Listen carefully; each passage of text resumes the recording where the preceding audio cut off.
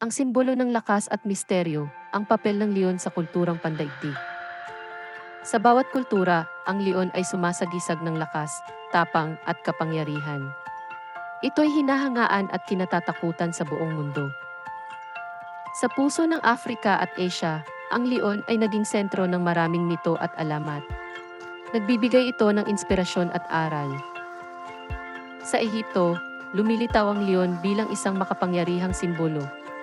Si Sekhmet, ang leon ng Diyosa, ay kinatakutan at sinamba.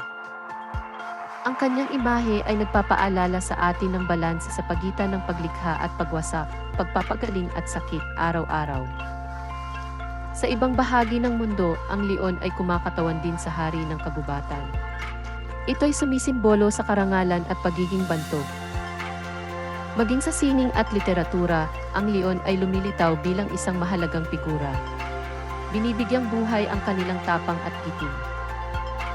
Sa kabuuan, ang leon sa kasaysayan ay di lang hayop kundi simbolo ng ating mga pangarap, takot at hangarin sa buhay.